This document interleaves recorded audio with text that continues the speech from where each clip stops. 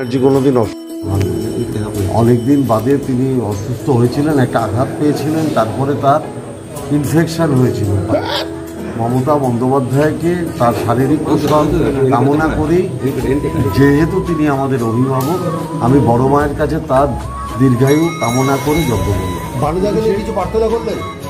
সবার জন্য প্রার্থনা করি, সারা পশ্চিমবাংলার সমস্ত মানুষের জন্য প্রার্থনা করেছি, সবাইকে শান্তিতে রাখুন। আচ্ছা, বলছি যে অভিষেক বন্দ্যোপাধ্যায় যে লোকসভা কেন্দ্র, সেখান থেকে আইএসএফ এর নওশাদ সিদ্দিকী প্রার্থী হবে। আমি এখানে বড় মার কাছে পুজো দিতে এসেছি মমতা বন্দ্যোপাধ্যায়ের নামে এবং অভিষেক বন্দ্যোপাধ্যায়ের নামে, তাদের শারীরিক কুশল কামনা করে। আমি এখানে কোনো রাজনৈতিক প্রশ্নের উত্তর দেবো না। এটাও তো একটা রাজনৈতিক একটা না। ভগবান পুজোকে যারা রাজনীতির সাথে মিলিয়ে ফেলে, আমি তাদের মধ্যে রাজনৈতিক নেতার জন্য আপনি যজ্ঞ করলেন। আমার অভিভাবক বলেছি, আপনি শোনেনি, আমি বলেছি মমতা ব্যানার্জি ব্যক্তিগত জীবনে আমার অভিভাবক। অভিষেক বন্দ্যোপাধ্যায়ের কততম জন্মদিন? অভিষেক বন্দ্যোপাধ্যায়ের জন্মদিন উপলক্ষে কত বছর কুশল কামনা করলাম।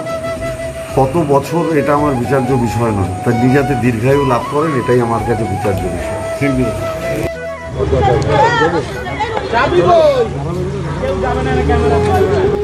আজকে যজ্ঞ করলেন বিধায়কের সঙ্গে, পৌর প্রধান ছিলেন এবং নয়াটি টাউন তৃণমূল কংগ্রেস সভাপতি ছিলেন। কি প্রার্থনা করলেন? দেখুন, সর্বপ্রথম আজকে অভিষেক দার জন্মদিন।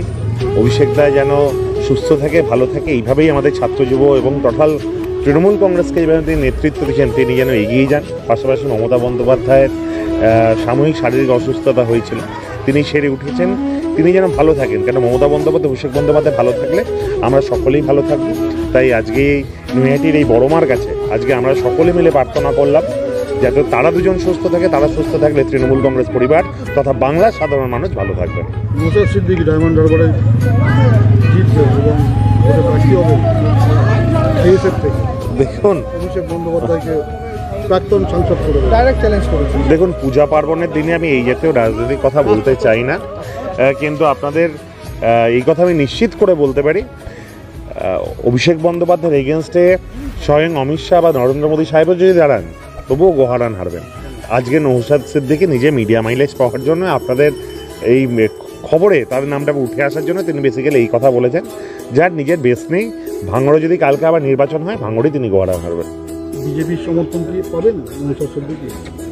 দেখুন, আমি সেই কথা বলতে পারবো না। বেসিক্যালি তারা তো এই আইএসএফ দলটা তো বিজেপির ফান্ডিংসেই চলে, নতুন করে তাদের সমর্থন পাওয়ার ব্যাপার নেই। তবে হ্যাঁ, বাংলার মানুষ এবার বুঝে গেছে, যাহাই বিজেপি তাহাই আইএসএফ তাহাই সিপিএম, বাংলার মানুষ বুঝে গেছে। তাই ভারতবর্ষের স্বার্থে, আগামী দিনে বাংলার স্বার্থে, প্রত্যেকটি যুবক যুবতীর ভবিষ্যতের স্বার্থে বাংলার মানুষ নিশ্চিন্তে মমতা বন্দ্যোপাধ্যায় প্রার্থীর উপর ভরসা রাখবেন, এই কথা বলতে পারি। হ্যাঁ, তেমন দাবি করেছিল যে ওদের এবছরে 200 পার হয়ে গেছে। আমরা দেখেছিলাম মন্ত্রিসভাও গঠন হয়ে গিয়েছিল এবং সেখানে তাদের বিধানসভা সিট 70 বা আশপাশে এসে ঠেকেছিল, এখন সেটাও নেই। বিজেপি এমন অনেক দাবি করে, কয়েকদিন পর বিজেপিও দেখবেন সাইনবোর্ড হয়ে গেছে। এবং আজকের এই শুভ দিনে, যেখানে অভিষেক বন্দ্যোপাধ্যায়ের জন্মদিন, আমি আমার তরফ থেকে আমি সকল জাত, ধর্ম, বর্ণ এবং রাজনৈতিক দলে ঊর্ধ্বে গিয়ে আমি কামনা করি তারাও ভালো থাকুক, সুস্থ থাকুক, ভগবান তাদের একটু সুমতি দিক, সুশিক্ষা দিক। আজকে কিসের জন্য এখানে আসা?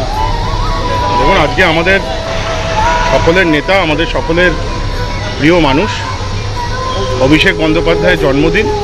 সেই জন্মদিনকে সামনে রেখে তার দীর্ঘ আয়ু, তার সুস্থতা কামনা করে মা ভবতারিণীর মন্দিরে আমরা পুজো দিলাম এবং এখানকার যারা মানুষজন আছে তাদের সবাইকে মিষ্টিমুখ করা।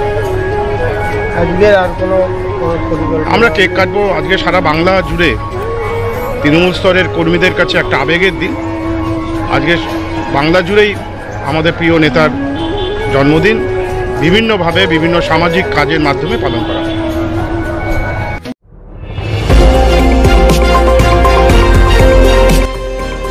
আমার বাংলা, সঙ্গে থাকুন, সঙ্গে রাখুন। আমার বাংলা।